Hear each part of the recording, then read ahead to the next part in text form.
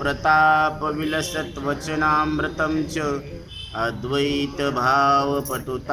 हितबुद्धिरस्य ज्ञानेश्वरस्तु भगवान् अवतीर्णैव श्रीरङ्गनाथ गुरुराज नमोऽस्तु तुभ्यं।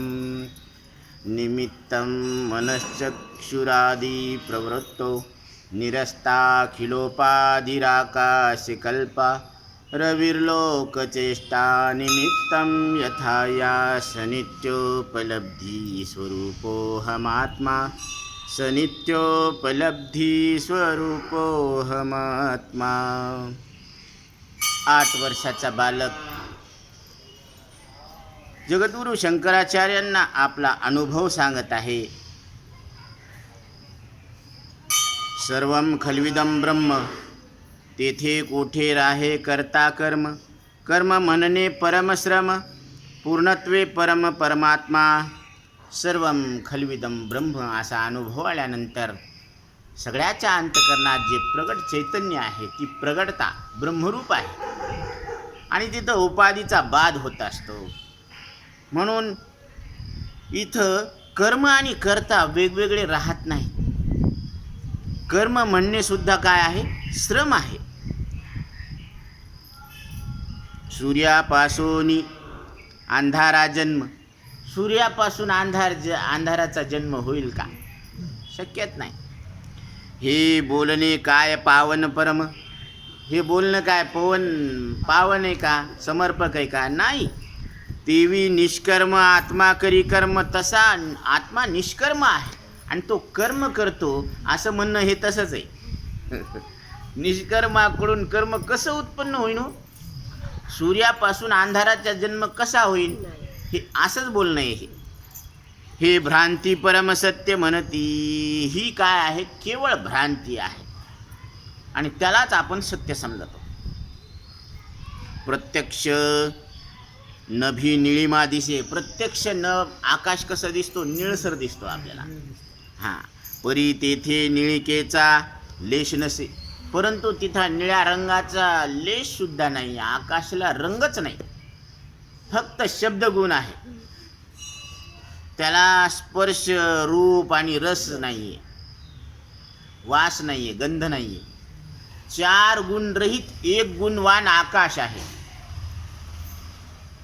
नाहीतर आकाशात आणि ब्रह्मात काहीच फरक नाही। आकाशाला अवयव नाही, ब्रह्माला अवयव नाही, बरं का? आकाशाला सजातीय भेद नाही, ब्रह्माला सजातीय भेद नाही। हां, आकाश निर्लेप आहे, तसं ब्रह्मसुद्धा कसं आहे? निर्लेप आहे। त्याला कुठलाच मळ चढत नाही, कशात लिप्त होत नाही, कारण 4ही भूतांचा व्यवहार आकाशात आहे। म्हणजे कचरा पडला आकाशात, कचरा उडाला आकाशात, आहे ना, आणि काही वस्तू भरायच्या असल्या आकाशात। पण आकाशाला त्या पाण्यानं भिजत नाही, कोण? आकाश। पृथ्वीनं मळत नाही, वाऱ्यानं हलत नाही, अग्नीनं जळत नाही, तरी पण आकाश आहे। तसं आकाश जसं आहे ना, तसंच आपलं स्वरूप आहे। आपण मातीनं मळत नाही, पाण्यानं सडत नाही, अग्नीनं जळत नाही, वाऱ्यानं उडत नाही, बरं का? पण आकाशाला एक शब्दगुण आहे, इथं मार खाल्ला, ते सगुण आहे आणि आपण निर्गुण आहोत। आपल्याला शब्दगुण सुद्धा नाही, कुठलाच गुण नाही, शब्द स्पर्श रूप रस आणि गंध। हां, म्हणून आपल्याला आपलं वाणीनं वर्णन करता येत नाही, मनानं कल्पना करता येत नाही आणि डोळ्यानं रूप दिसत नाही, कारण आपल्याला रूपच नाही। मन वाणी बिन रूप, म्हणून काय सांगितलं माऊलींनी? की जाणीव जेथ न रिघे, विचार मागुता पावली निघे, तरकू ऐनी नेंगे अंगी जया, अर्जुना तया नाव ज्ञान, हेर प्रपंच हे विज्ञान, तेत सत्यत्व बुद्धी हे अज्ञान हेही जाण। बघा, अज्ञान कशाला म्हणायचं, विज्ञान कशाला म्हणायचं, ज्ञान कशाला म्हणायचं, एकाच ओळीमध्ये निकाल लावला। जिथं मनाची म्हणजे मन शिरत नाही, वृत्ती शिरत नाही तिथं. कारण वृत्तीद्वारे चैतन्याचं ज्ञान होत नाही. वृत्तीत चैतन्य प्रगट आहे, पण वृत्ती चैतन्याला जाणू शकत नाही. का? कारण ती भौतिक आहे आणि चैतन्य आपण कसे आहोत? अभौतिक आहोत. ती सात्विक आहे आणि आपण निर्गुण आहोत. ती पंचभूताच्या सत्वगुणाची आहे आणि आपल्याला गुणच नाही, म्हणून निर्गुण परमात्मा आपण आहोत. म्हणून जाणीव जेथ नरी घे, विचार मागुता पावली निघे. विचार करता येतो, पण दोन वस्तूतला फरक आपल्याला लक्षात घेतो, विचार करता येतो. मग दोन वस्तूतला फरक करत असताना आपण विचार करू, पण इथं वस्तू दोन कुठे आहेत? एकच आहे ना. एकम अद्वितीयम ब्रह्म पाही, आणि दुसरे काही नाही. वेदांत शास्त्राचा अंतिम सिद्धांत काय आहे?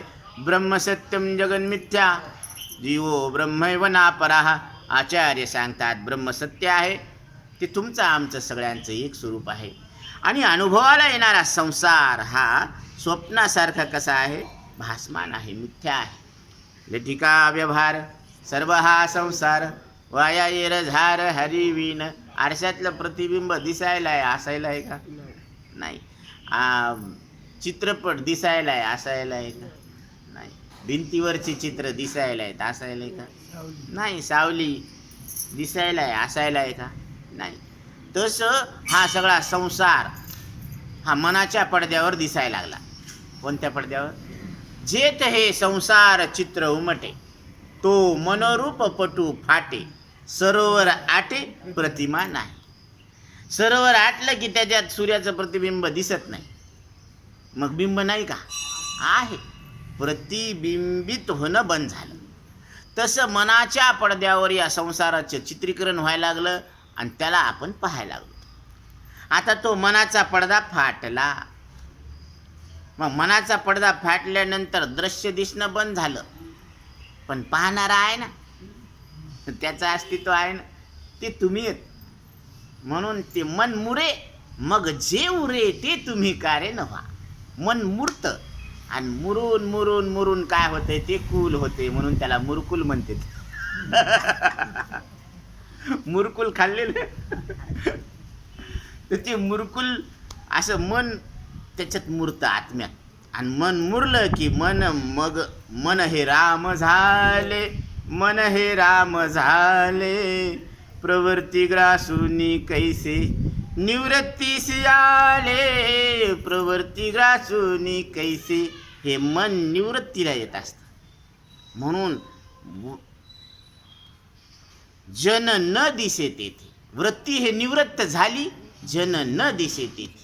म्हणून निवृत्ती ज्ञानदेव सोपान मुक्ताबाई, एकनाथ नामदेव तुकाराम. निवृत्ती, वृत्तीच नाही रे तिथं, पण अस्तित्व आहे. म्हणून त्रिकुट शिखरी गा दान मिळे आहे ते, सुखे मी निजलोगा शून्य सारुणी तेथे. त्रिकुट शिखरी गा दान मिळे आहे ते. मग वृत्ती नाही म्हटल्यावर तिथं शून्य आहे का? नाही. शून्य सारून मी तिथं आहे. म्हणजे अस्तित्व आहे, पण तिथं आहे नाही म्हणण्याचा आता व्यवहार होत नाही. कारण ज्याच्यात व्यवहार व्हायचा ती वृत्ती बाधित झाली. म्हणून मन वृत्ती शिरत नाही, विचार करता येत नाही त्याचा. विचार मागुता पावली निघे, तर्क आईनी नेघे अंगे जया. आता तर्क कशाबद्दल करतात? की त्या वस्तूबद्दल तर्क करावं, तर मग ते असं आसन का तसं आसन.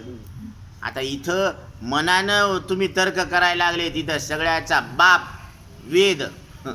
वेद अपौरुषेय आहे ना.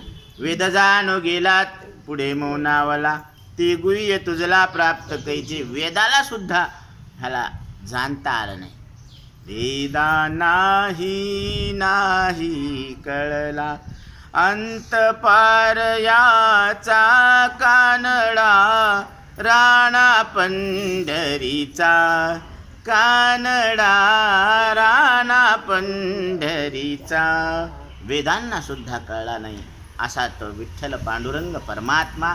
हे तुमचं आमचं सगळ्यांचं एक स्वरूप आहे. म्हणून आता विज्ञान अवघे हरपे,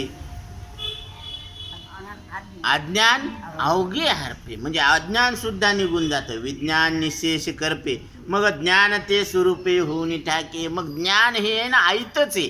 बाबर सारलं की खाली पाणी आयतच आहे. तसं अविचाराचं बाबर सारलं की आत्मानुभव अंतकरणात आहेच, फक्त त्याच्यावर लक्ष द्यायचा. आणि ते लक्ष द्यायला सद्गुरू लावतात.